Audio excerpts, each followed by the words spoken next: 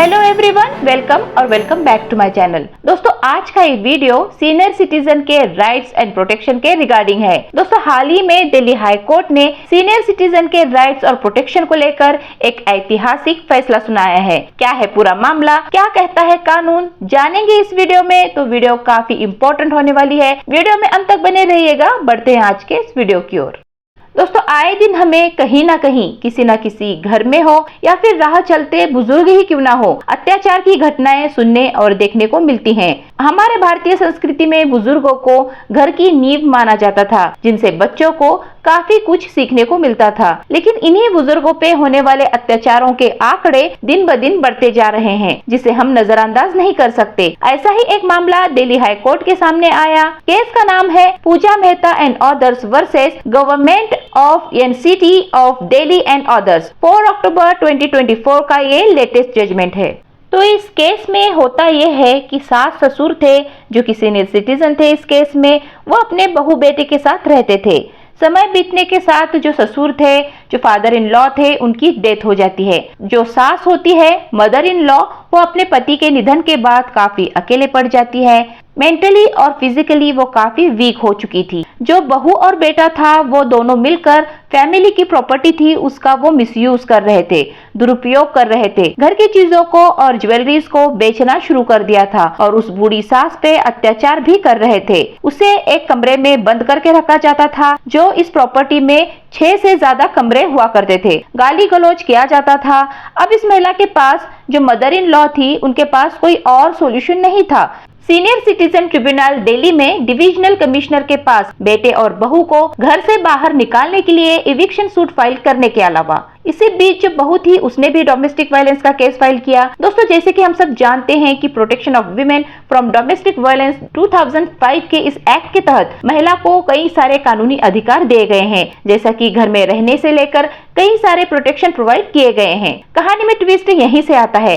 इस कानून के तहत बहू के फेवर में फैसला आ जाता है। बहू को घर में रहने का अधिकार दिया जाता है। फिर से बहू के अत्याचार शुरू हो जाते हैं। सास को बंदी बनाया जाता है, जिसे कोई भी घर के बाहर नहीं निकाल सकता था। यही सवाल खड़ा हुआ सीनियर सिटीजन ट्रिब्यूनल के सामने, जहाँ पे एक तरफ बहू को डीवी एक्ट के तहत घर में रहने का अधिकार प्राप्त हुआ है, तो वहीं क्या दूसरी तरफ सीनियर सिटीजन एक्ट 2007 के तहत उस बूढ़ी महिला को घर से बाहर निकाला जा सकता है?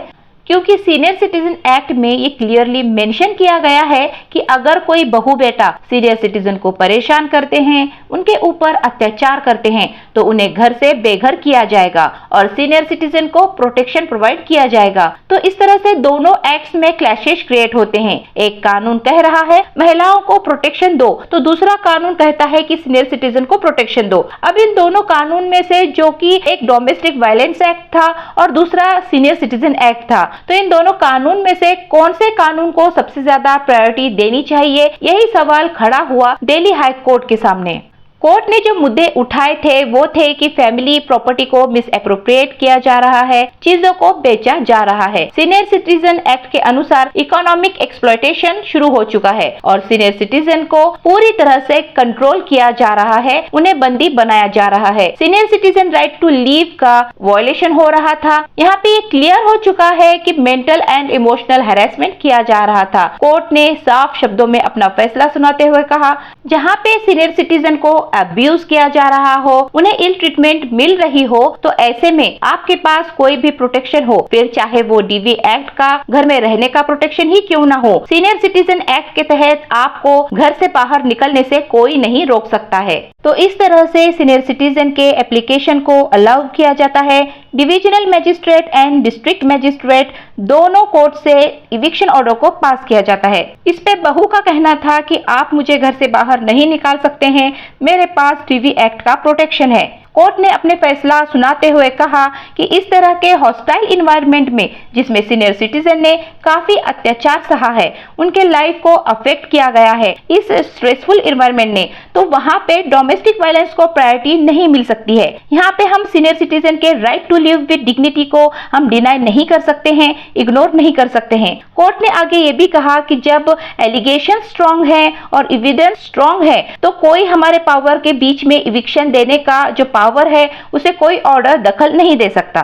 कोर्ट ने ये भी कहा कि हम ये जानते हैं कि डीवी एक्ट में प्रोटेक्शन प्रोवाइड की गई है महिलाओं को, लेकिन सीनियर सिटीजन्स के जो एलिगेशन है वो भी स्ट्रॉन्ग है और उनके इच्छा के अगेंस्ट में अगर कोई चीज हो रही है तो वो इमोशनल हैरेसमेंट है। दूसरी तरफ बहू के वकील का कहना था कि सास की तबीयत खराब रहती है और बहू भी बीमार है, तो उन्हें बेड रेस्ट की जरूरत है, तो उन्हें एक ही घर में रहने का अधिकार दिया जाए। इसमें कोर्ट ने साफ साफ कह दिया कि हेल्थ इश्यूज को रेज करने से हम इन्हें एक ही घर में रहने का अधिकार नहीं दे सकते। इनके अत्याचार की वजह से सीनियर सिटीजन की मेंटल हेल्थ खराब हो रही है। इस तरह से सीनियर सिटीजन के फेवर में ये फैसला आ जाता है। इस तरह से सीनियर सिटीजन एक्ट को यहाँ पे प्रायोरिटी दी गई है। कोर्ट ने अपना फैसला सुनाते हुए आगे ये भी कहा कि डोमेस्टिक वायलेंस में बहू का अधिकार छीना जा रहा है, तो इसका मतलब यह नहीं है कि हम सीनियर सिटीजन के राइट्स एंड प्रोटेक्शन को नजरअंदाज करेंगे। तो दोस्तों, ये था आज का टॉपिक। आई होप आपको ये वीडियो इन्फॉर्मेटिव लगी होगी। जजमेंट की लिंक आपको डिस्क्रिप्शन में प्रोवाइड की जा रही है, जरूर चेकआउट कीजिएगा। हम मिलते हैं ऐसे नॉलेजेबल और इन्फॉर्मेटिव वीडियोस के साथ। तब तक के लिए stay healthy, stay happy, bye bye.